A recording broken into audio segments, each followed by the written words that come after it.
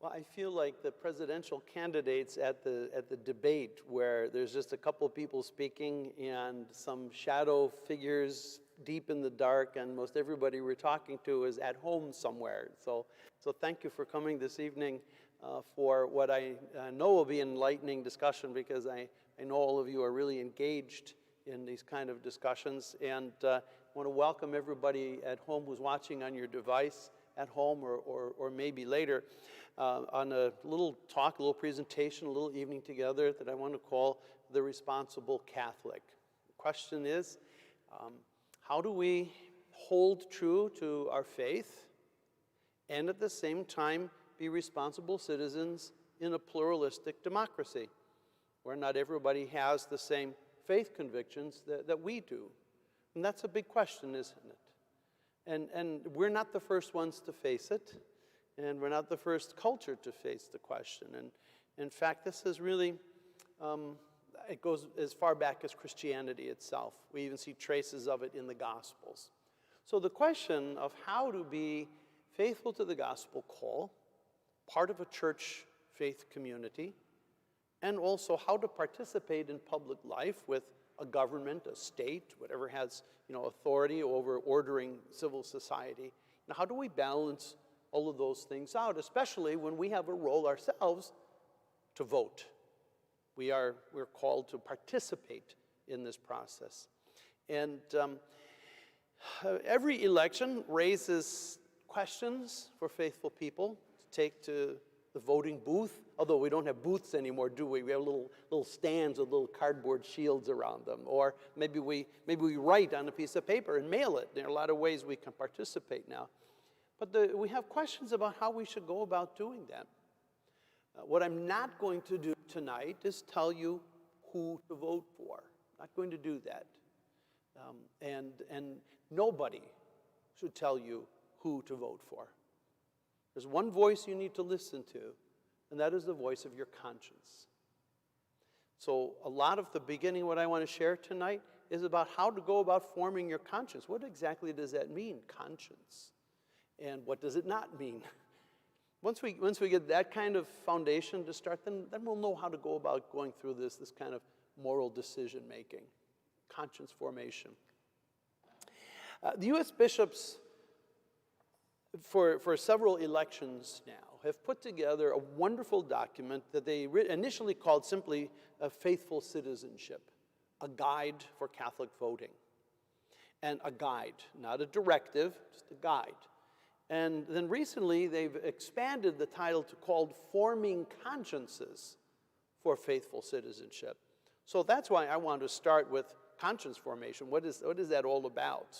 I know you want to cut to the chase. What are we supposed to do? There's an election coming up. Some people are already voting. What do we do? Well, we don't go straight from where we're at to that. We need to work some steps along the way. So that's what we're going to do. And I hope that those of you who are here, if you want to just sort of jump in and ask a question or something, please do. To have a little bit of a discussion here. For those of you who are watching at home, you can also participate in discussion by sending questions. You can send questions to me here that I will work to address, and there are two ways you can get those questions to me. You can type in the comments section if you're watching live. If you're watching this later, you can't do it, but if you're on YouTube live and you have a YouTube account, you can type in the comments section. Just type away. And Matt Kresich, who's our Director of Young Catholics, and he's managing the equipment in the secret room behind the scenes, he will get those comments and he'll run them out to me. He'll jot them down and get them to me. Another way you can do this is by sending off a quick email to questions@holynamecl.org. That's our website, holynamecl, like Cedar Lake.org. So questions@holynamecl.org. Just fire them off, and as they occur to you, and Matt will come and collect them up and bring them to me as we're going through our presentation. So if you're at home, please don't just be a passive viewer, but participate if something comes to your mind. And you here too. All right, we'll kind of go back and forth with this. At the end of our evening together here, everything that we do here will be posted online at our parish website, again, holynamecl.org, and not only the link to this evening presentation, but also to some of the documents that we're going to reference, church teaching. So you can say, wait, tell me more about what that was about, or let me see the entire document on faithful citizenship.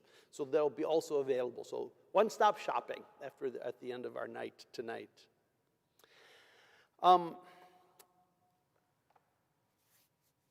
The question in the moral life is always, what ought I to do and why? That's the individual moral life. What ought I to do and why? And there's another layer of moral thinking, and it's not what I ought to do, but it's also what ought we to do. What do we need to do together so that I'm participating in something that's larger than myself? What ought we to do? And so I want to start off by mentioning that when we approach the voting booth, we're not just going in as I have my own personal thing to do without any reference to how my act affects other people. No, everything that we do has some effect on other people. So we always have to hold those two in tension, don't we? What ought I to do? What ought we to do? There's a kind of a balance there. There are, let's say, a couple ways that we can go about deciding what we ought to do, some methods of making our moral decisions. And I'm just going to review a couple real quickly. And I think you'll see in each of these processes your own self. You'll see your own self working through, oh yeah, that makes sense. I do that way, okay? So just real quick, and I don't want it to sound like a college class, but I want everybody, to kind of see there are different ways we go about making moral decisions. And definitely, a political decision is a moral decision. Even a decision not to vote is still a moral decision. So everything has consequences. One way that we can figure out what I ought to do and why has to do with kind of a rule-based approach to making decisions. What's the rule? How do I apply the rule in this case? And so you say, well, this applies here, this doesn't apply there. I think what's meant by this is this, and so on, and we kind of work it through. And we live in a human society. We live together with each other. We have to have rules, laws, whatever you want to call norms, different ways of thinking that sort of bind us to each other. There are expectations we have of each other. I need to know what to expect of you. You need to know what to expect of me. And if we are out of harmony with that, then things are not going to work. And so we have rules, laws, call it whatever you want. Huh? The good thing about a rule-based approach to decision-making is it's very clear. It's very clear. Here's the rule. Follow it or don't follow it. Okay? In German culture, right, we say, Ordnung muss sein. There must be order. Right? So there's the expectation in here. Here's what you do. Okay, so that's one thing that's good about a rule-based ethic. It's very clear. Number two, generally we all agree on them. With very few exceptions, we all say, I may not like the rule, but I agree the rule has to apply anyway. And so we have speed limits, and we have laws to protect our food, and we have all kinds of laws and rules, right? We agree that this is how we're going to live together. Another advantage is not only do we all agree to it, but they are public. They're known, right? There's no guessing. If you have to guess about a rule, it's a lousy rule. If a teacher says to the students, make up your own mind, and then the student makes up her mind, and it's not what the teacher wanted and gets in trouble, the student can legitimately say, you didn't tell me, I didn't know, right? So they have to be clear, they have to be out there. So there are some real advantages. Most of our decision-making in our daily lives, when you think about it, is pretty much based on rules. What are the rules? What are the expectations? And that's fine. But there are some disadvantages to a rule approach. What do you think a disadvantage might be? My class of 3 here. What would be a disadvantage to a totally only rule-based approach to things?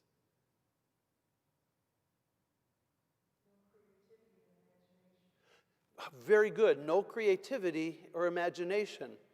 You may see another way through a situation that might actually work, but the rule won't allow it, which is a very important thing because rules have to shift and evolve, don't they? We don't live by 2,000-year-old rules or 5,000-year-old rules or 60-year-old rules necessarily. They have to shift. So if we're totally based on rules, we have to have some room for some imagination and creativity. That's really good.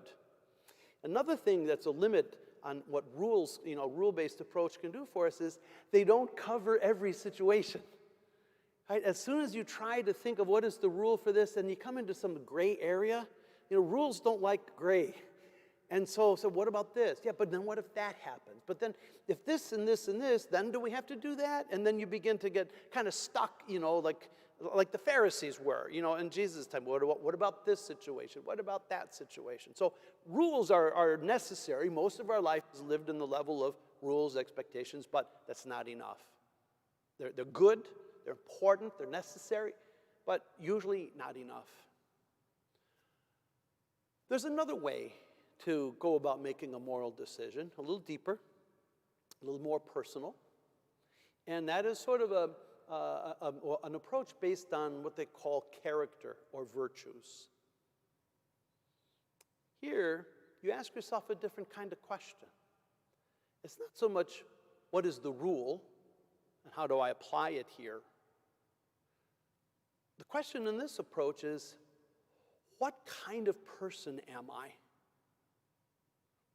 What virtues do I want to possess? What is my character? And who do I want to become? What kind of person do I want to become more like?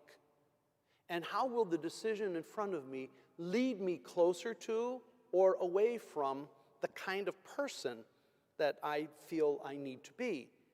And in a religious sense, we could say the kind of person who God has called me to be. So this thing that's in front of me, this choice I have to make now, what will this do to me? Will it make me more virtuous or not? Will it make me more courageous? Will it make me more generous? Will it make me more kind? Whatever virtue you want to pick, or not. Right? So that's a way of doing it. And that goes to a deeper level of identity, doesn't it? It kind of causes us to ask deeper questions and simply tell me the rule, what's right, what's wrong, I'll do it, or if I don't do it, I disobey and I'm in bad shape. But it's a deeper level of analysis, cause a little more thinking. It needs actually a community to go about that, because as a community, we go about knowing, well, what makes a virtue a virtue? What constitutes courage? What constitutes patriotism? What constitutes generosity? All these things, right? So we need a community. We need give and take. And the same question that we ask of ourselves in a virtue or character-based approach, we can ask of our society. Like I said, everything's not just me, what do I have to do, but also what ought we to do. I think this is where voting is a lot more helpful. I should say where this approach is more helpful with voting. I should have said it that way. I'm sorry. In other words, just as the virtue or character-based approach says, who am I? What am I personally called to be? Taking that question to the society is also then, what kind of people are we being called to be? What kind of nation are we trying to become? And this decision that's in front of us, what kind of character will it create in us? Will it lead us together to be a community of virtue, a nation of virtue, a state, a city, whatever level you want to talk about, right? What is in front of us, it's not quite like just picking the right rule and following it. It's more a question, what kind of people do we want to be? Are we moving in the track of the direction we would like to, or is there something that needs to fundamentally change? Just like I would ask that question of myself personally. I seem to be in some patterns of behavior that are not aberrations, but are becoming real habits. And I might be becoming a kind of person that I don't want to be. For example, most people lie from time to time. Little fibs, big stories, but it's one thing to say every now and then I said a fib to cover up some embarrassment. It's another thing to become a liar, where people just don't trust that you even can tell the truth anymore. You see what I mean? It's one thing to every now and then you do this thing. It's another thing to become the person who is that person who is that, that vice, so to speak. We can do the same thing with ourselves as a nation, or as a state, as a community, as a church even. Are we in patterns that we need to break? See, so a virtues approach asks that question. As you're coming to a decision, a moral decision that you need to make, the question is not only what are the rules, what's, click off the boxes, right, wrong, but how will this decision move us more closely toward or away from the kind of person or people we want to be? Okay, with me so far? Eugene, you're nodding your head. I think I got a fan here in the back row, right? Okay, so you see, no, go ahead. What, John? Uh-huh.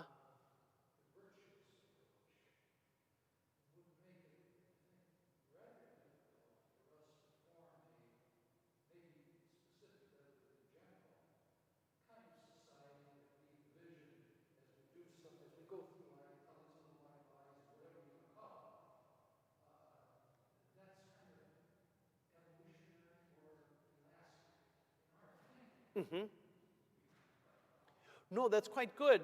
Just for the people who maybe couldn't hear, John, that you were saying, if I have your point right, that you're saying this is maybe a bit of a disadvantage, the elasticity of a virtue approach, or you think that's an advantage? It could be both. You're quite correct. It could be both. I mean, advantage is it helps us change over time. The circumstances now that we live in are very different when they were 200 years ago, say. So what constitutes courage now might be different than what constituted courage 200 years ago. I use courage, it's one of the virtues. Right? And so an advantage of it being an elastic kind of thing is we don't have to stay locked in on a very old, specific way of living this virtue. We can allow ourselves to move into it in a new way in our circumstances. That's a good thing. A bad thing is, how do we know whether it's still virtue or not anymore? And how do we know that we're still in the realm of, I'll stick with courage, that this is still courageous, and how do we know it's not either foolhardy or timidity? Right? So, and that's why I say, John, the virtue ethic needs a community. We need to always be in some kind of dialogue with each other. So we're working this out together. It's not like there's this clear, like perfect image of what courage is, and we just kind of move toward this static thing. The virtues are dynamic because they need to flux. I mean, there is a certain baseline. As a community, somebody somewhere will call and check us on it. And they'll say, ho, we're outside the realm of courage now. Right? So you're right. And like each of these approaches has its advantages and disadvantages. You're quite correct, right? The rule ethic we talked about, right, has clarity, precision, it's public. Downside is it doesn't cover everything. It doesn't make room for imagination. Now, a virtue or character-based approach of doing things, it's wonderful because it has plenty of room for imagination, creativity. It can flex, it can adapt, and it asks a deeper question. It's not just have you followed the rules. I mean, you can be sort of an unpleasant person, but obedient, right? So the virtue approach, a character approach, goes a little deeper. It says, well, what kind of person are you? Deep down. And that requires more thinking, more dialogue, more prayer even. But I want to get to the third level, and this is the deepest level of moral decision making, and that's precisely what the bishops call us to in their latest document on approaching the election, and that is we form our conscience formation. And oh boy, John, if you think virtue ethics are kind of elastic, conscience formation is a much deeper, a much more contemplative moral formation. It requires work. It requires a lot of work. And so, my dear friends at home, if this sounds too much like a college lecture, just kind of hang with it, because we're going to walk through just a few things about what constitutes conscience formation in general, and then we'll start to look at what the church has to say about public life, okay? Conscience. The teaching of the church is that the final moral voice in your moral formation is your own conscience. You are morally obliged to follow your conscience under pain of sin. Now, this is not some new thing from Vatican II or, some kind of progressive moral thinking. This is ancient. You must, under pain of sin, follow your conscience. That's the final word in all of your moral decision making. Here's the kicker.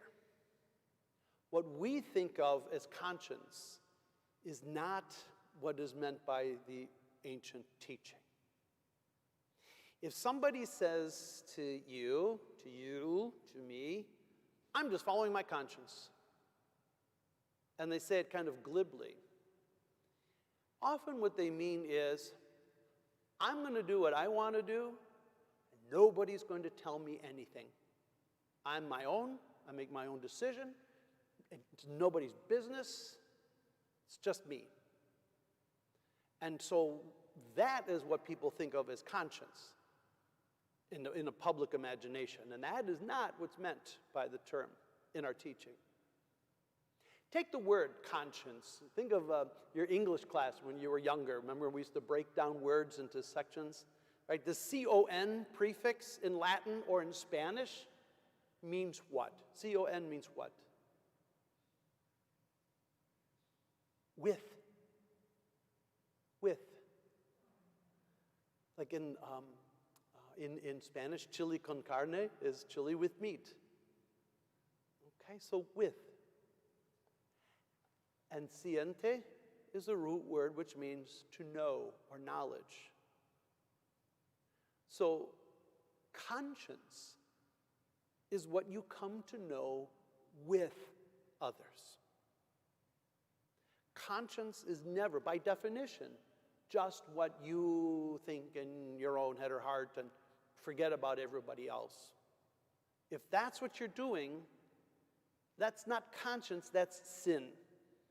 If the only one that you're referencing in your moral decision-making is your own self and the heck with anybody else, that is the very definition of the root of sin, pride and selfishness. So for a moral decision to truly be moral, to be conscious, it has to be formed with others. Consciente, knowledge with. And so to form your conscience means you have to be in dialogue. Two pillars, sort of if you want to look at it this way, and I'm encapsulating a lot of thought into just a few ideas here.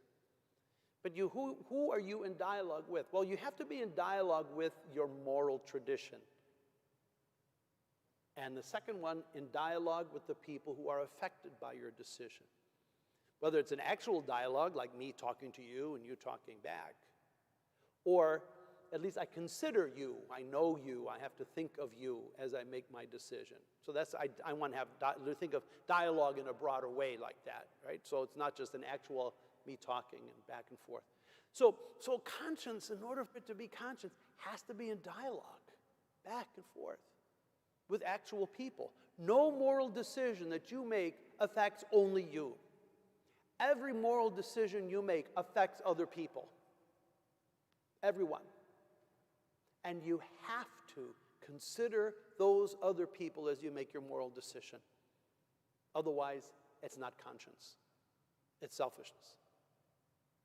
And you must consider your moral tradition that has shaped you, that you have claimed and that has claimed you. You have an obligation to know what that tradition is the best you can. You don't have to have a doctorate in theology from Notre Dame or Georgetown to make a moral decision, but you have an obligation to learn as much as you can. What is the guidance? What is the teaching of your moral tradition, your moral community that has shaped you. And you can't just say either, I don't wanna, because that's adolescent. That's childish. And we don't even accept that from children. Why should we accept that from ourselves? I just don't wanna. But there's not any moral maturity to that at all. No, we need to know what our moral tradition is. We can't just throw it away because we don't feel like it. I mean, there is great wisdom. For thousands of years, people have been living and testing and trying out different things and saying, no, this doesn't lead us. And that's, John, where you're talking about how elastic can things be. Well, we look back over our tradition, you see. And we say, well, there was a time when we did things this way, and it did not make us into the kind of people we wanted to be. So we better not do that again. We have to backtrack and do things a different way. And I know we can look back in our history as a country, our history as a church, our history in any part of the world, and we can say, there were times when they were on the wrong track, and they had to stop and say, wow, we have become something that we should not have become. We have to back it up. You see. And so we have to be in dialogue with that tradition. We have to know what it is. And we can't just throw it out because, I just don't like it. Right? We have to know what this is. So tonight, we're going to spend a little time, what is our tradition sharing with us about how to approach something as simple and as complicated as voting in a democracy. But it's about forming your conscience in the end. You go to that voting booth or voting situation, I guess we have to say now. You go there and there it is. You're going to press a button or check a box or somehow indicate, this is the one or the ones I'm going to vote for. So how do you go about that, right? You can't just make it up. So the formation of conscience is really, really important. It's crucial. And then you, as you look at the ones that you're in dialogue with, you're in dialogue with your moral tradition, and you're in dialogue with the people affected by your decision. Finally, you pray.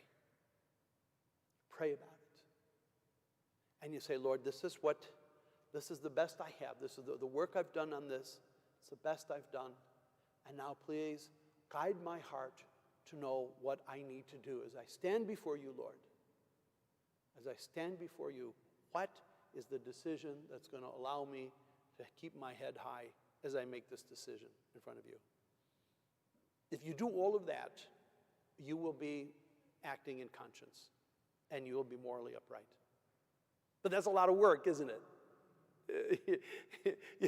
It wasn't a matter of coming hearing Father give a talk or watching him on video and say, now I know what I ought to do. What you ought to do is read, talk, listen, and hit the knees and pray. That's what you got to do, and it's work. That's why nobody can tell you in advance, this is what you must do when it comes to something like this. Final word about the practicality of conscience formation. Think of a workplace. Every workplace has its way of doing things. You work in an office, you work at a hospital, you work in a factory, you work in the fields, you work wherever you work. There are expectations of how you ought to do certain things. And you may actually have a better idea, like you said, maybe using our imagination, you come up with some better place that, we've been doing this. We can be a lot faster, more efficient, less exhausting, and make more money if we do this a different way. You might actually be correct. You might be right. But you can't just all on your own just start doing it that way, because everybody around you is not expecting you to do that, right? You're going to mess up everybody's work around you. You got the brand new idea, right? You just can't, even though it might be a better idea. You have to know why we're doing it this way. There's a reason. The company still exists. You're still making money. There's a reason why you're doing it this way. That's what the tradition is, right? Why is it this way? And the people affected by your decision. Maybe the only one that's better off is you, but everybody else that you work with gets all messed up, in which case that doesn't make a better decision. You see what I mean by how conscience formation is also on a very practical level, like at work or something. See, so that's what the church is asking us to do, to form our consciences. Form our consciences to be faithful citizens. Have I lost you yet? We have to educate ourselves. We have to educate ourselves on facts, and we have to educate ourselves on the moral guidance and teaching of our faith community, our church. We have to somehow wrestle with all of this and ask ourselves maybe those virtue kind of questions. What are the paths in front of us as we look at what kind of people we're becoming?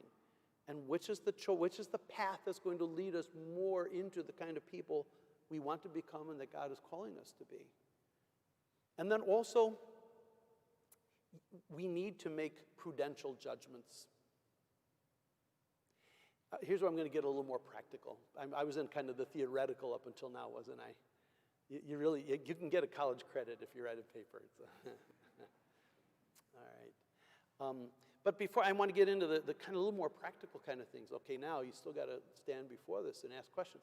But anything about what I said so far, John? Are we on the same page here so far with this whole conscience idea?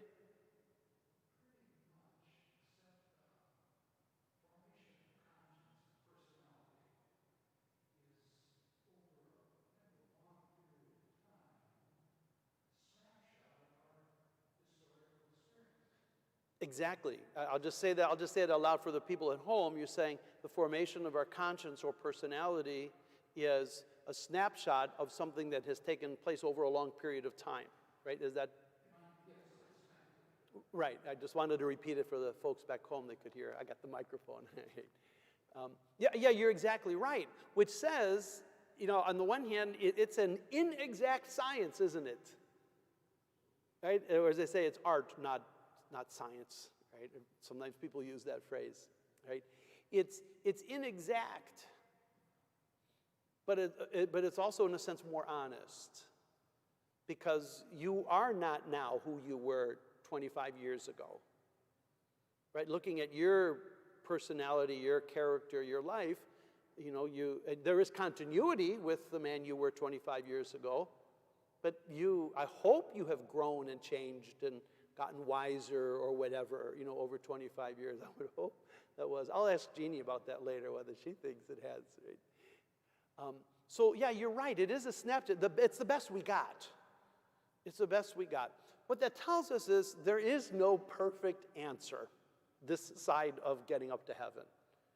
Right? That we're all going to have to live with a certain kind of, this is the best I can do for now.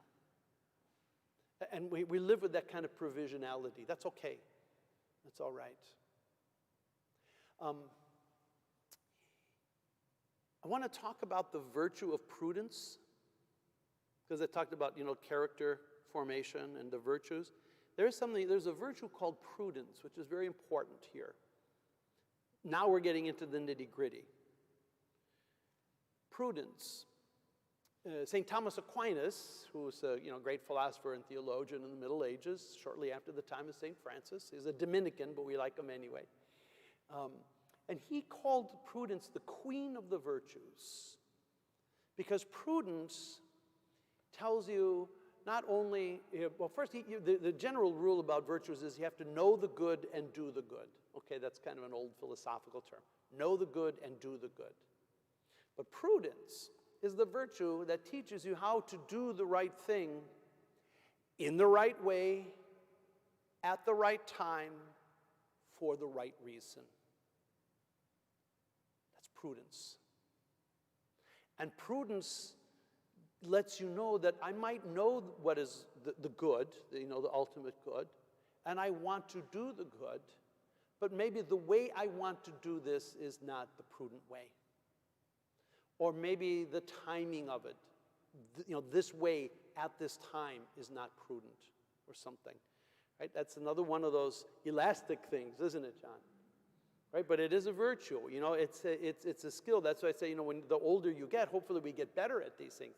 Hopefully we become more prudent. Prudent isn't hesitant. Prudent is just clear. What is the right thing to do at the right time, in the right way for the right reasons.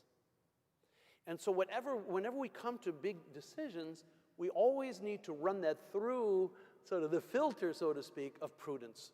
What is the best judgment, the best prudent judgment I can make in this situation? Knowing that it's very rare that the perfect decision is always in front of you.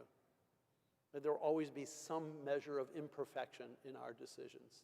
It's built into everything. Political decisions, personal moral decisions, economic decisions, religious decisions. They're all mixed. So, prudence. Here we have in front of us an election in about a month or so, give or take. And somebody, one of those two guys, is going to be President of the United States. One of those two is going to be Vice President of the United States. Somebody's going to be our U.S. congressional representative. Somebody's going to be senator. Somebody's going to be these offices that they're running for. Somebody's going to win. Somebody's going to get there. So how do we go about trying to pick whom we want in those places as I stand before the booth? The bishops remind us that when it comes to political parties, at least if we're looking at just the Democratic and Republican parties, the two major parties in the United States, no party embraces the entirety of Catholic social teaching, neither one. Whichever party has the dominant power, there will always be a need within it to bring up the other voices that they're missing. Because neither party hits all the marks of what's important to us, in terms of faithfulness. And so it's important to know that neither one has the monopoly on goodness, and neither one has a monopoly on evil. Right? Each one is mixed. At the same time, there are some things that are key values in what we call Catholic social teaching. Catholic social teaching, the term goes back to maybe the 1800s, but the reality of Catholic social teaching goes back to the Gospels and St. Augustine and St. Thomas Aquinas, these luminaries in teaching throughout the centuries of the life of the church. How do we live as public people and be faithful? That was my initial question, wasn't it? Mm-hmm. So I still haven't answered it. We've been here half an hour and you're saying, Father, when are you going to get to this already? Okay. Is it helping? Am I starting to shape up some direction? Okay, great. Great. Any questions at home? Matt, we getting anything from home?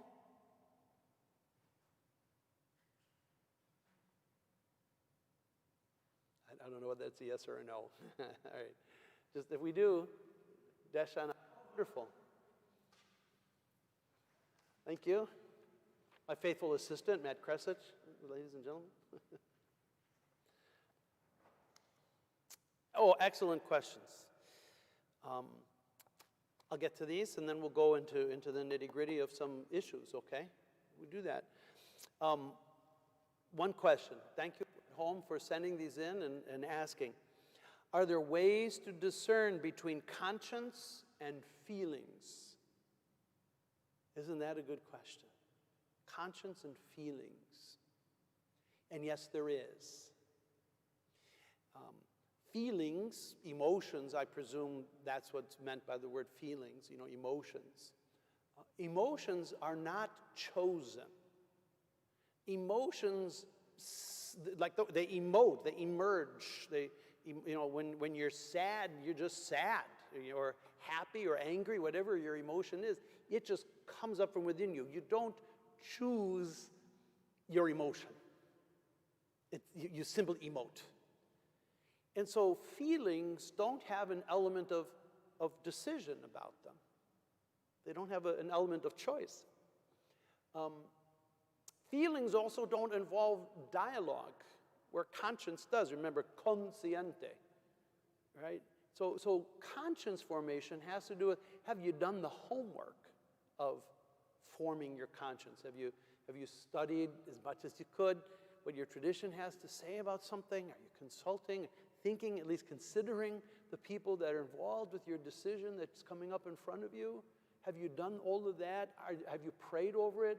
Then after all of that, yes, you will get some kind of sense in your heart and in your mind, and hopefully your heart and your mind are in sync with each other.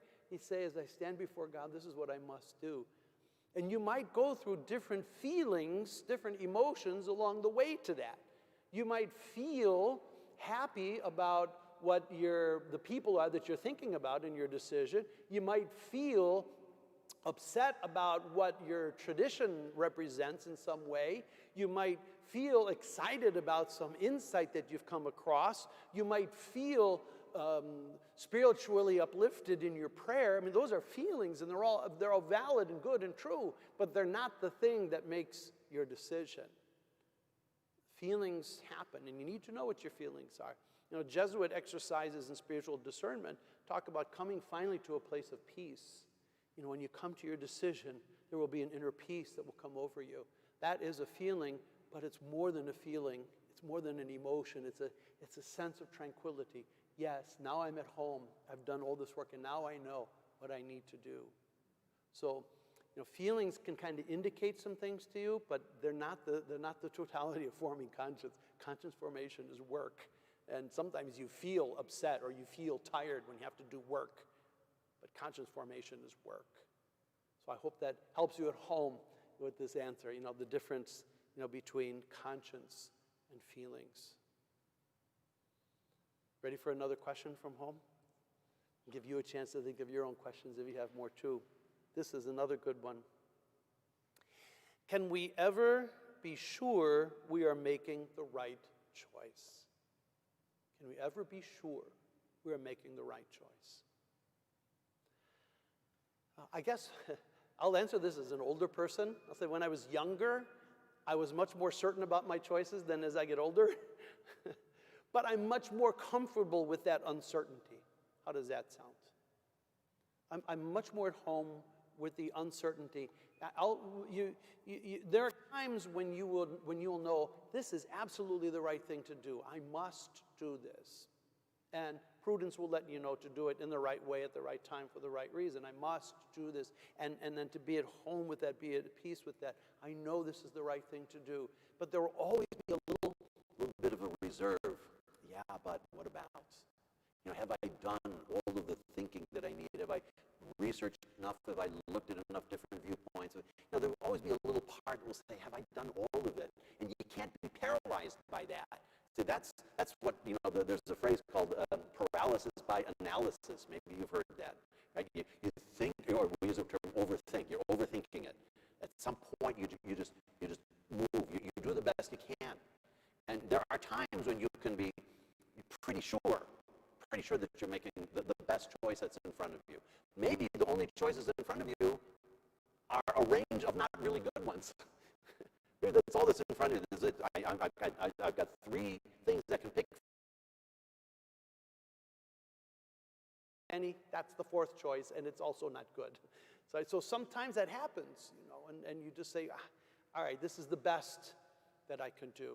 So I guess I would say, as an older person now, it's not so much always making a choice that you are sure is right, but as often as you can, get as close to surety and rightness as you can and live with what's left behind. I think that's the best we can do. Does that make sense? You know, we're kind of older folks here. You know, when we look back, isn't it kind of that way?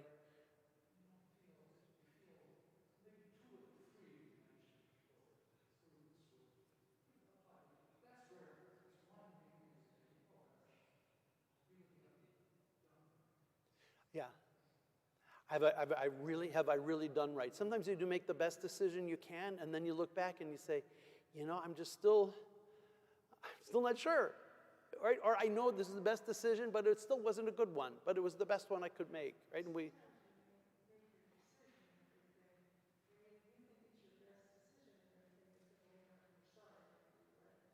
yeah. Exactly. Sometimes you find out in hindsight that what you thought was the best decision actually wasn't all along. And so that's where, you know, it's helpful to have these other conscience or conscience formation in dialogue with your community, or the kind of character virtue decision.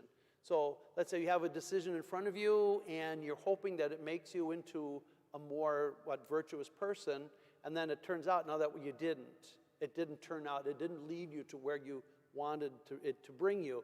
So then you need to adjust and recalibrate, right? Say, okay, I thought this would bring us here.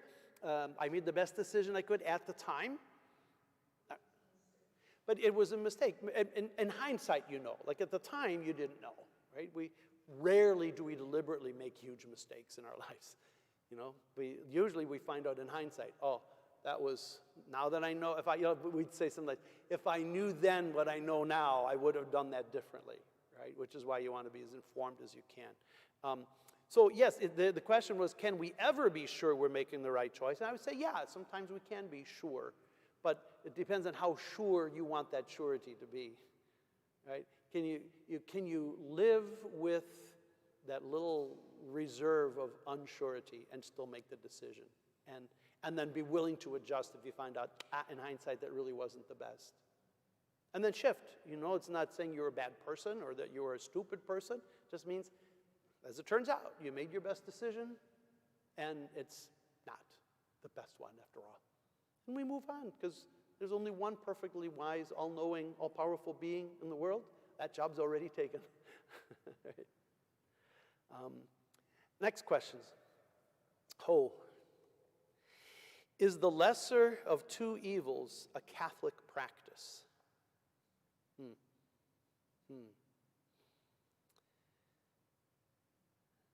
Strictly speaking, in the technical meaning of that term, no.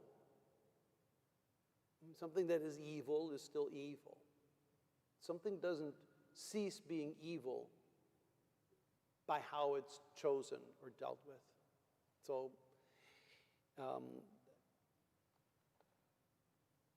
but there is a principle in Catholic moral decision-making that says, it's called the principle of double effect, if you're looking it up in your moral theology book, which says that sometimes we make a decision, a choice, and that choice has two simultaneous effects.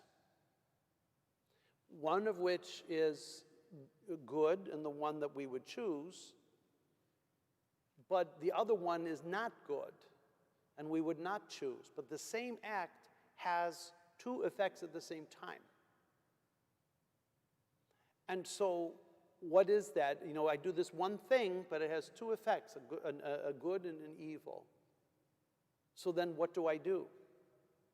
Well, if the choice you make in that situation is for the good, knowing and kind of accepting, that's that reserve I was talking about, that there's going to be something else with that, then you may morally choose that good, even if you know that other evil is going to be associated with it, because you would not have that good otherwise. And that doesn't mean, the lesser of two evils. What would be an example of that? Lying. Lying is evil because it distorts truth. It is a misuse of our mind and the gift of language.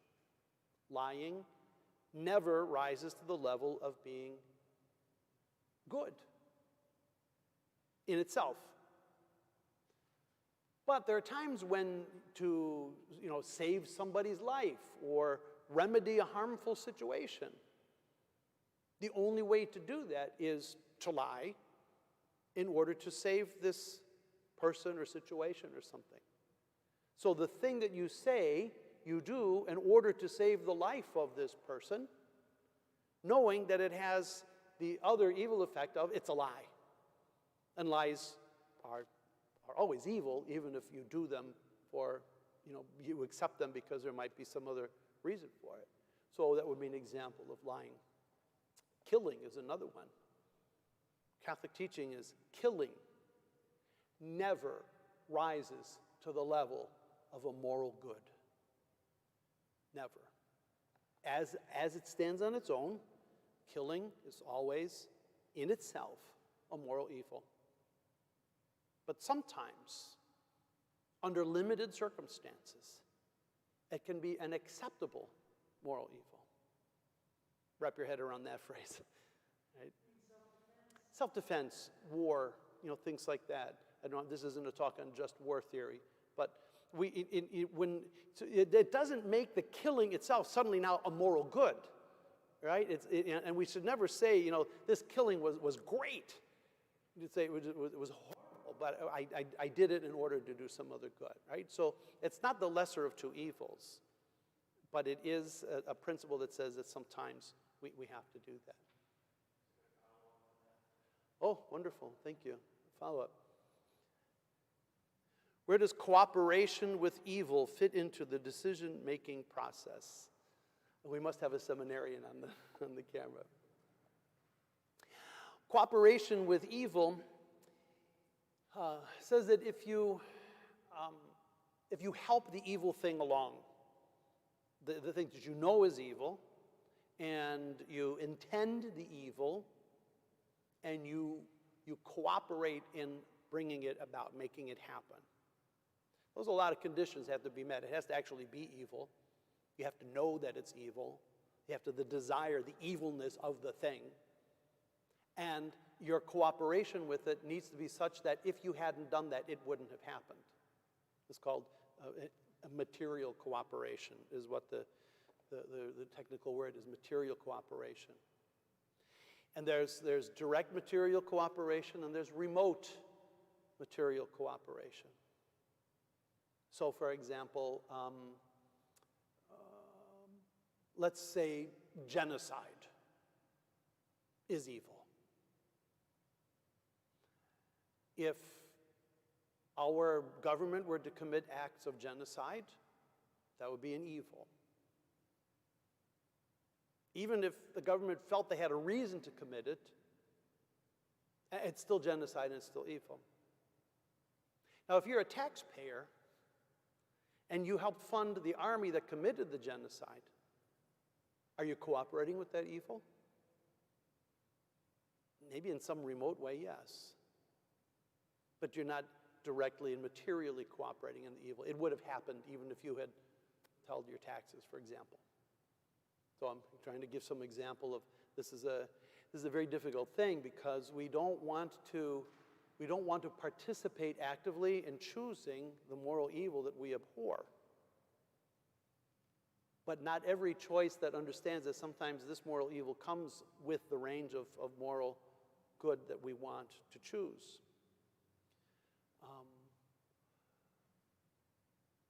For example, this is related, maybe our questioner would understand this too, and this gets to the decision making about politics here, is what we're really talking about. You're going to make a vote. I said earlier that neither political party, neither candidate, if we just look at the national president election, other elections have similar dynamics. Well, let's just keep it at Donald Trump and Joe Biden. Those are our two candidates. One of them is going to be president of the United States. One of them is. So, one could make a case that a vote for either one is also ushering in the negatives that come with him. Just by necessity. Each of them has something that you might like and some things that you don't like. And the question, the moral calculus, the prudential judgment you have to make is weighing everything together. All the values that we haven't even quite gotten to here yet, but we'll lay that out. Putting it all together, so what am I choosing? What do I actively want from this candidate, from a president? Knowing that I'm going to have to just live with the rest of this. And that's that kind of reserve. There's no perfect choice. There isn't. And so, but where you become complicit in material cooperation with evil is when you choose that candidate precisely because of the evil that they stand for. If the reason why you chose person X is because they want to pursue this immoral course of action, that is cooperation. because you're saying, I want this evil thing. It's a different moral thing to say, I don't want that evil moral thing, but I want this moral good that I think he also represents, and I'm choosing him for that. And I'm hoping and praying, and I'll work to eradicate within his government this moral evil that I know is going to accompany him. So if you do that, and you feel that you have what Pope Benedict called a proportionate reason. Proportion meaning weigh it all out. If the guy is a scoundrel in every way that matters to you, except the one way that is important to you, and that one way that's important to you is more important than the totality of all those other things, then you know what you got to do. But it is a total package. You got to weigh this all out. Proportionate reasons. Proportion means portion. Weighing it out. If to get this, you got to also have that. How badly do you want this? Do you want this badly enough to also take all of that? Whatever the this and the that is for you, right? Is this, because you have to do that. This is so important to me that I'm willing to take all of that in order to get this. And that's how you have to weigh it out. But if you say, but the this that you want is a moral evil, then it doesn't matter what all the rest of that is. Does that make sense when I kind of do it that way?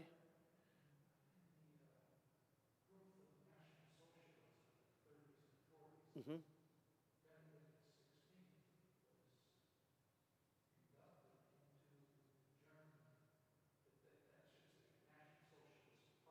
Mm-hmm.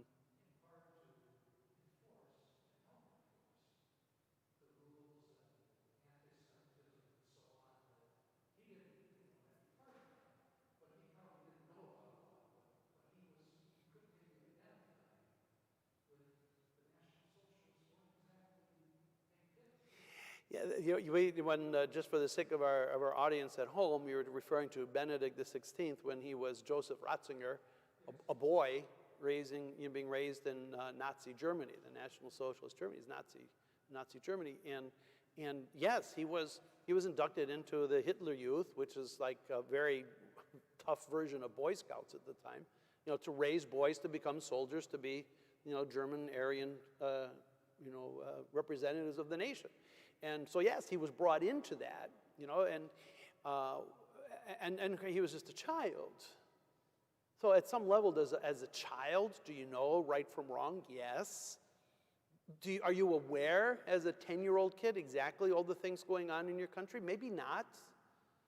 Aware of the connections between what your government is doing and these terrible things? In other words, is that all in conscious awareness? Probably not for a kid. Even then.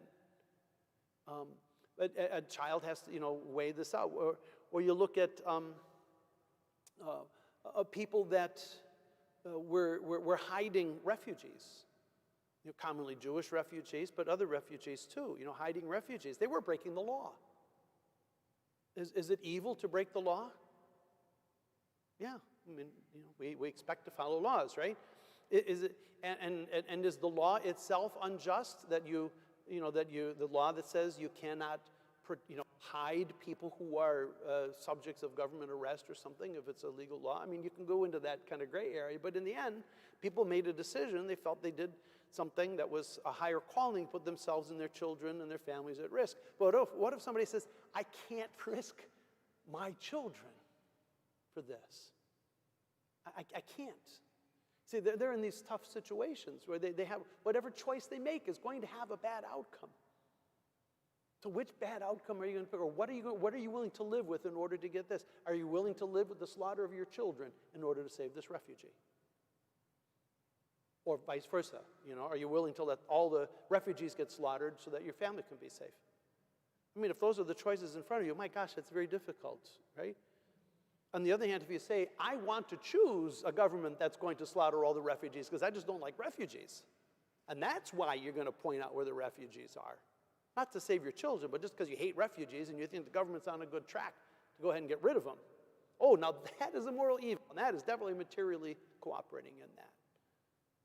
But but you see the difference here is, right? The cooperation has an awful lot, at least in this voting context, to do with what your intention is.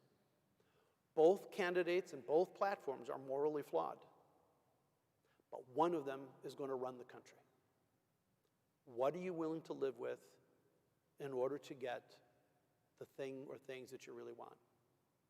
And conversely, are you able to work to remedy the evils that are going to come with either one? So I don't want to name which candidates and which their evils or benefits might be. That's for you to fill in. But if your preferred candidate doesn't win, besides resisting, are you able to work toward the good? But even more importantly, if your preferred candidate does win, are you willing to work within that victory to correct the evil that came with them? I think that's an important prudential calculation. What is the likelihood that you will be able to diminish or eliminate the evil that comes with your preferred candidate should that person win? And maybe that might shift who your preferred candidate is. Okay, I hope that answers the question. There's a longer answer to the question than I thought I'd get. What are the values? What are the things in our Catholic tradition that we really, truly value? I passed out to you, and these kind of things will be available on our website. There's a full document put out by the Catholic Bishops' Conference called Forming Consciences for Faithful Citizenship. I passed out to you a summary, and Matt, maybe we can scan this and make this available online too, the short version of it. There's a whole document. If you are looking for a guide to voting in the upcoming election and you want a Catholic perspective, please only refer to the documents that come from the U.S. Catholic Bishops' Conference, the Indiana Conference of Catholic Bishops, our own bishop, the Pope, the official teachings. There are lots of organizations that have the word Catholic in their title that are marginally Catholic, but they don't embrace the totality of the guidance that the Church wants to give you. So I don't want to mention names of any other organizations or websites or mail that you might be getting. If it's not from the Bishops' Conference, Indiana or U.S. Catholic Bishops' Conference, not from the Pope or our bishop, then just realize that it's not an authoritative Catholic voice. It's some Catholics saying this is what we think, which is fine. It's important to know this. And so our links will go to official sites and documents. You can read the summary, you can read the whole document if you wish. That being said, there are some key values that are important when we look at our Catholic social tradition. A good reference is our Northwest Indiana Catholic newspaper, the last two editions. I don't know if you get this at home or if you get it here. It's pretty widely available. But on the back page of each of them has been forming up, the challenge of forming consciences for faithful citizenship. It talks here about a well-formed conscience, the virtue of prudence, doing good and avoiding evil, avoiding two temptations, making moral choices in general, right? What policies should concern us the most? What are the kinds of things that are really important to us, right? It's in here. This is all available. And if you don't have it at home, you can get it on the diocesan website. I'm sure there's a link to these articles. The other issue, part one of the call. What are the Catholic social teaching values that are at work here? Let me say, the Catholic Church throughout our 2,000-year history has had different ways of relating to government in general. In the time of the Gospels, the government was the persecutor of the Christians. And there was a serious question about whether a Christian could be a soldier, for example, in the Roman army.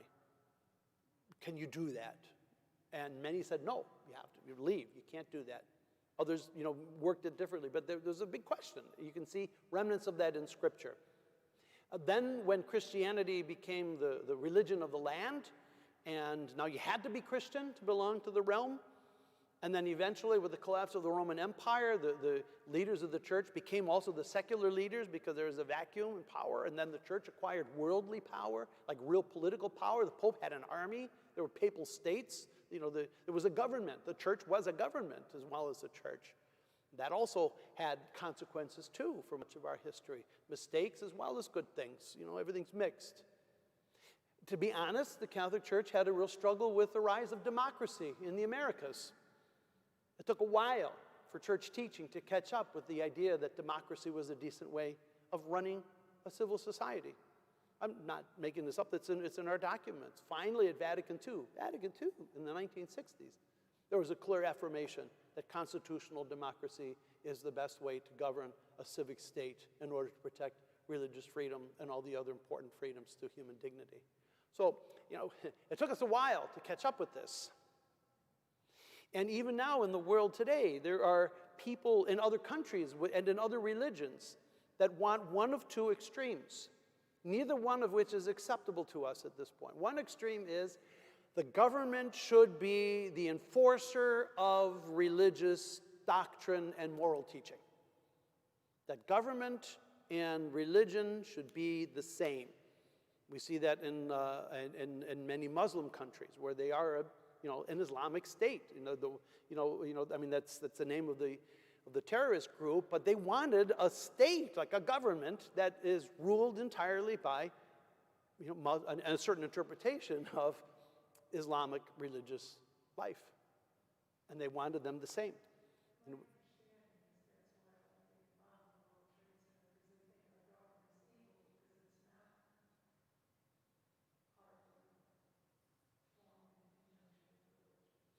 Well, there were a lot of reasons why they hit the World Trade Center, and that's one of them, that we're not, right. They think a secular state, that's what, the technical term would be a secular state. The secular state is immoral, right? And so therefore what you need is a religious state, preferably their religion, right? But we have to make sure that we don't just, take out their religion and put in our religion. Right? In other words, the answer to an Islamic state is not a Christian state. The answer is a secular state where there's room for Muslims and Christians and Jews and non-believers and Hindus and Buddhists and everybody else. Okay? So a secular state has a kind of separation. And that's why the church had a problem with some of this earlier on. We just weren't ready to grasp it yet.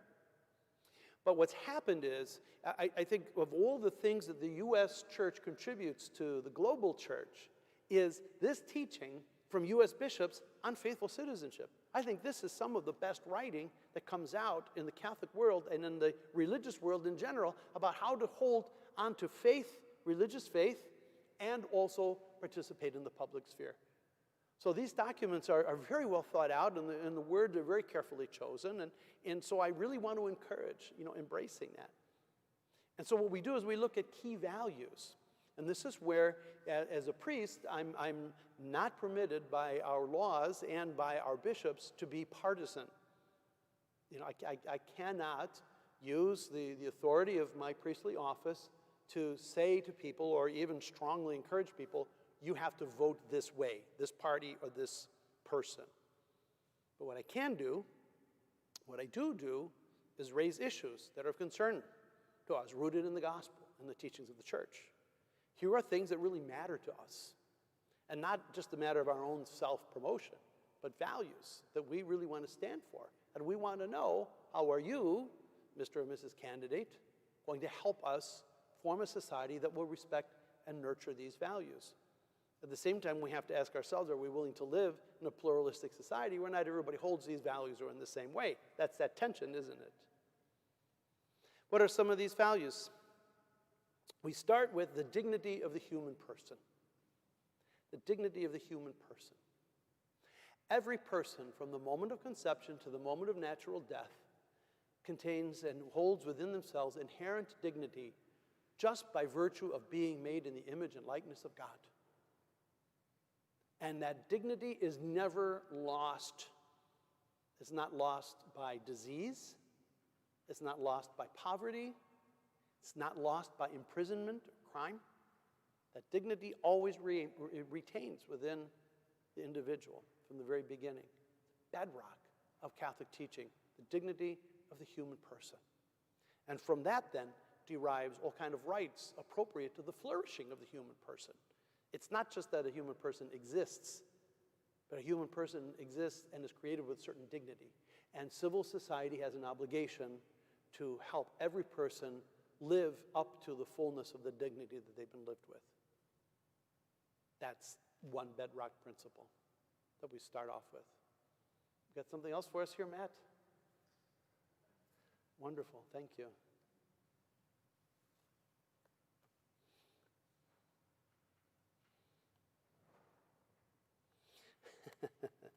All right, I'm going to go over a few of these things here, and I'll get back to these questions. People who are answering these. So the dignity of the human person. Sometimes in our society, we treat people with less than the fullness of the human dignity that they're entitled to by virtue of being children of God. That's where racism is regarded as an evil, or the treatment of refugees and migrants, the treatment of the poor, prisoners. You know, the death penalty, our opposition to the death penalty is rooted in the dignity of the human person. You do not forfeit your human dignity, no matter how heinous you are, the crimes that you've committed. You still are a child of God, created in the image and likeness of God. And as much as possible, civil society must create ways where that dignity, even if there are consequences to your actions, that dignity is still retained. You have no right to torture somebody just for the sheer delight of watching somebody be in pain. I mean, things like this. These are things we cannot do. They're massive assaults on human dignity. And we cannot lift up the prerogatives of one group of people at the expense of the dignity of others. We cannot say you are elevated into some other status at the expense of the human dignity of other people to support that. That is also wrong. That's why slavery is wrong. It builds up the wealth of a few at the massive exploitation of the many. Cannot do that. It's an assault on human dignity. You know, I worked at the United Nations for a few years when I was a younger priest, and there were people who, I met from other countries and other cultures and religions or non-religions, and then somebody said once, about the Pope. Then Pope St. John Paul II was alive and very active, and this person said, I don't always agree with the specific policies that your Pope proposes for us at the world level. But one thing we can depend on, whatever he says will be for the promotion of human dignity. That we can depend on. I thought that was a very powerful thing.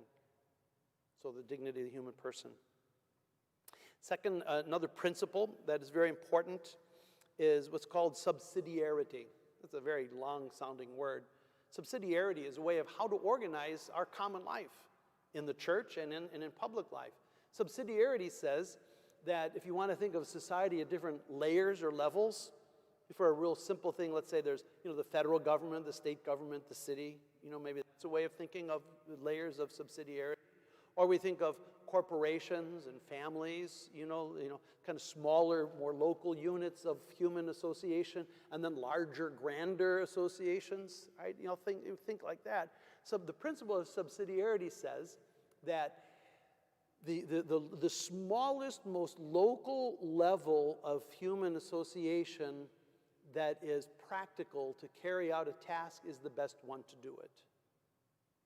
So the smallest, most local that is possible, but the largest one that is necessary. So there are some things a family, use that example, some things that a family and only a family can do for themselves. And so it would be inappropriate if the state or a corporation were to intrude on what is appropriate for the life within a family. At the same time, there are some things that families cannot do just for themselves, in which case you need larger levels of association to accomplish them. Families cannot build their own roads to other cities. Family, you need a higher level of association to build roads or to sustain health systems or whatever is necessary for human flourishing. We can't expect each individual small unit to do what is really needs to be done by a larger collective somehow. And it's a matter of finding what is that right level. The principle of subsidiarity says, the lowest one possible, the highest one necessary. Okay, so that's the principle of subsidiarity. It's just a way of how to organize people. Here's something that's really important, the common good. The common good. In the U.S. Constitution, we have the phrase, the general welfare. Remember that from government class when we were kids? Right? To promote the general welfare. That's the role of the government, to promote the general welfare. That's, like I would say, another term for common good. There are certain goods that we all share, and we all need to promote the commonness of this good so that all of us can share abundantly and equally in it. So what are some forms of the common good? Human rights are a common good. Your right to speech, assembly, freedom of thought and expression, those are human rights. And when they are shared broadly by everybody, all of us are uplifted. But when others are not able to share in the fullness of those rights, all of us are somehow diminished. So it makes it a common good. And so we need to seek the common good. There's a very contentious discussion right now in some forms of public life, because we live in a culture, and this is where we get into political struggles with each other sometimes. We live in a culture that is very individualistic. Look out for number one.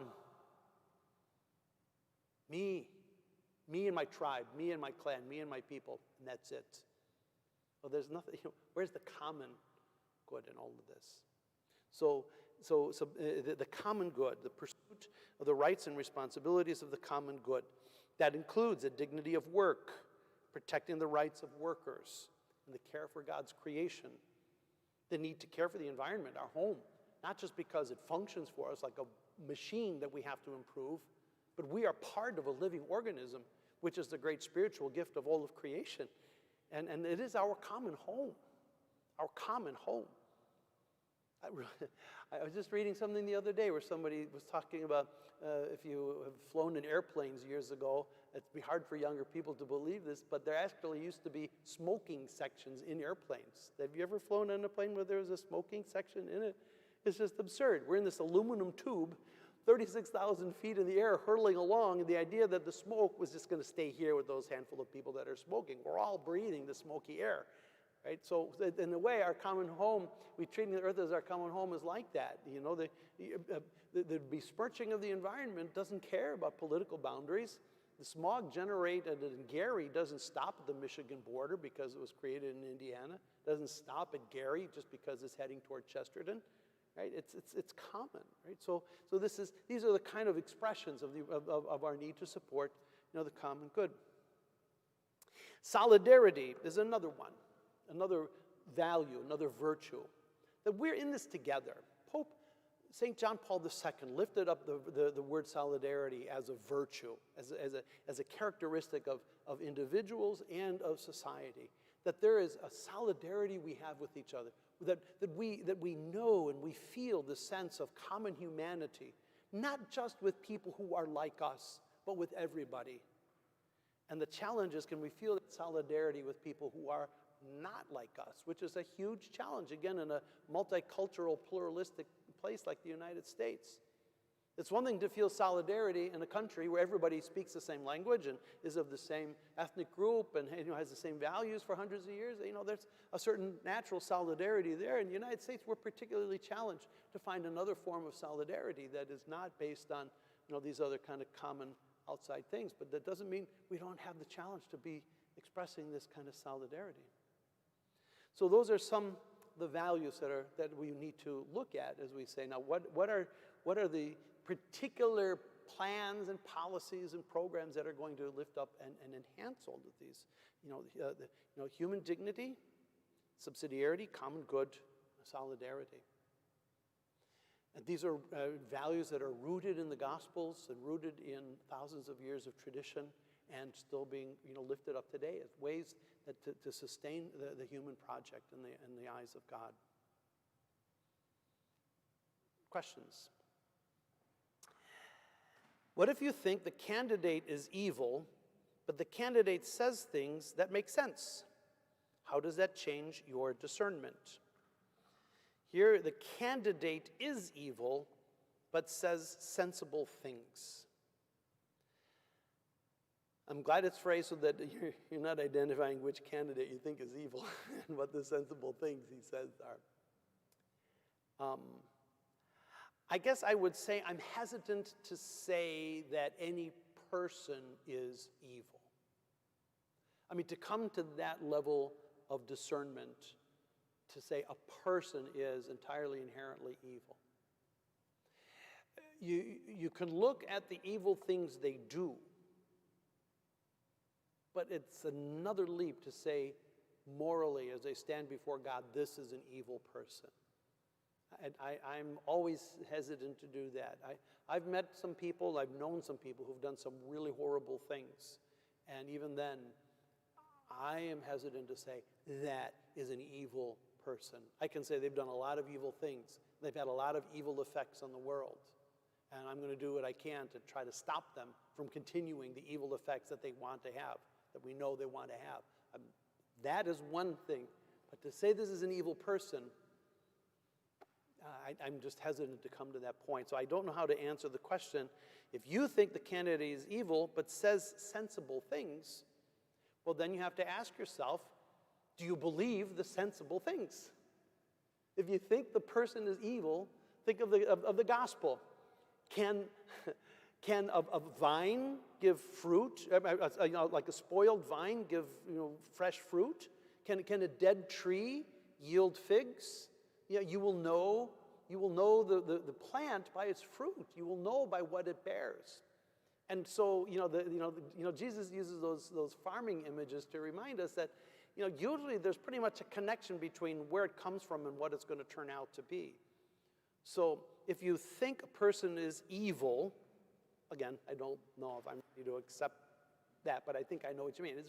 You think he's really a bad person, but they say sensible things. I would say, what makes you think that those things make sense if they come from a place of evil? Or what makes you think that an evil person will actually do the sensible things that you like to hear? Or is it that you think that the sensible things that are said will become sensible actions and kind of override the evilness of the person who instituted it? I can't have an answer. That's part of your discernment that you have to get into. And it says, how does that change your discernment? I say it complicates it. But I would say, by their fruits you will know them. That's biblical. By their fruits you will know them.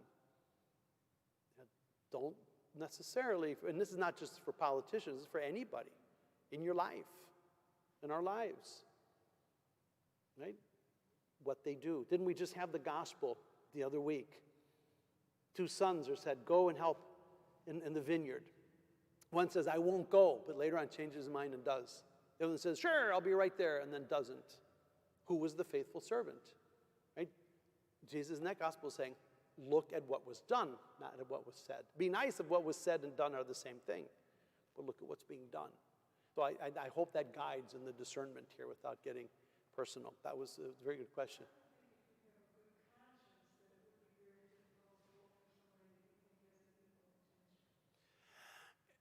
And for the sake of folks at home, it's hard in conscience to vote for somebody that you think has an evil intention, right?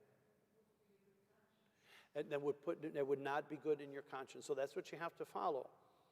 This person is laying out, I think, a situation where their conscience is a little torn because they have an evil person saying good things. So what is going to happen?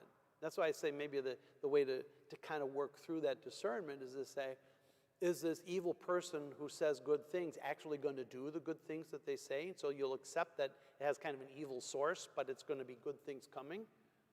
So in other words, are their intentions and their results going to be the same? I can intend lots of things, but not bring them about. It's just I still do, as a pastor, right? There are some things that I intend, good things, they're just not going to happen because, for whatever reason. So intention is real important. But in this case, it was, the things that they say versus their evil character. And I'd say, well, if I really felt somebody had an evil character, I don't know if I would come to the point of saying, but I believe what they say. I don't know if I would come to that, but other people would, maybe. Okay. The next question, can you unpack the term preeminent evil?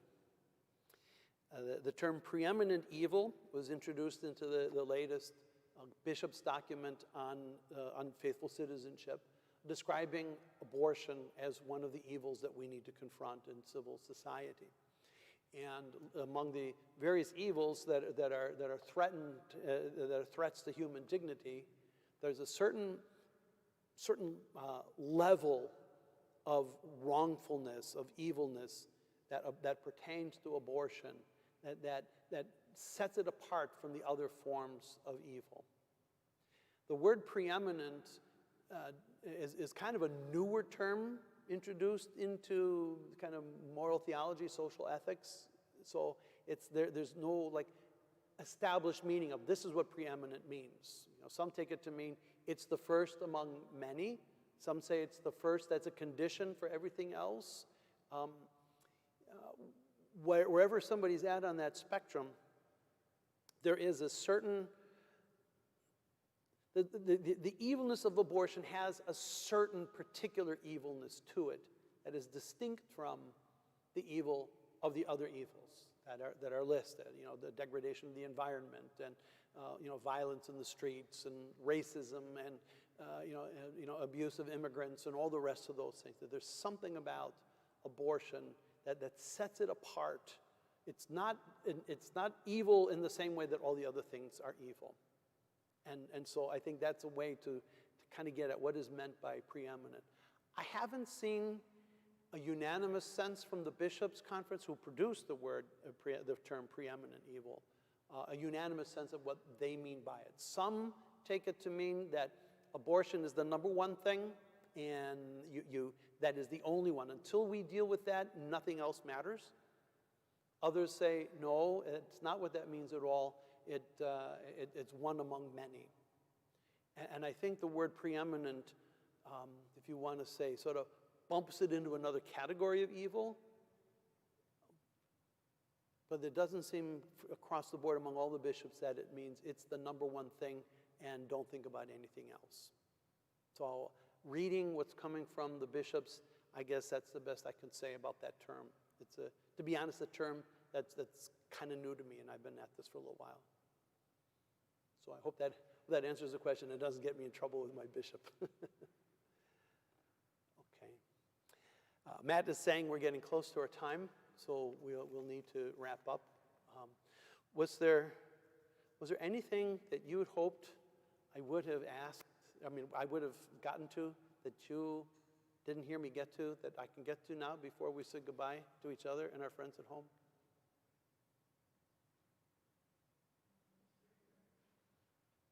Okay, John, you look like you're trying to head towards something there. Oh.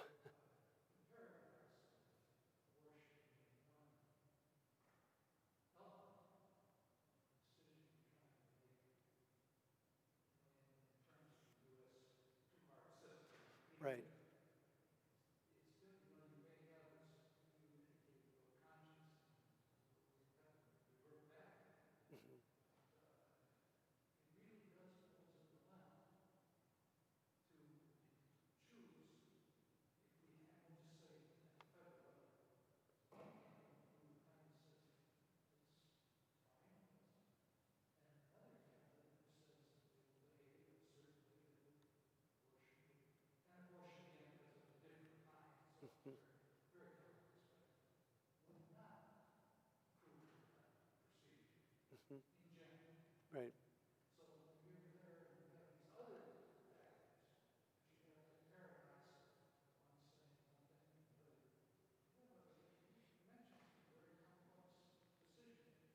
Right. Thank you, John. We sort of end now with that statement where we began. It's a complex decision-making process, even on the question of abortion, where clearly abortion is a moral evil, clearly.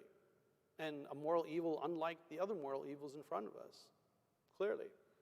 And we have two political parties that have different approaches on that. Okay, so now what do we do? And as you said, given that there are all these other things to think about too. And so you just read, think of the consequences of your decision on other people, pray, know that there is no perfect vote, and then vote. And that's where I'll leave it for everybody at home too. Read, think, discuss, pray, and then vote. Thank you. Thank you for coming tonight. Thank you at home for joining in and for piping in with questions. These were really good. Hope you enjoyed this. Hope this helps. Thank you, everybody.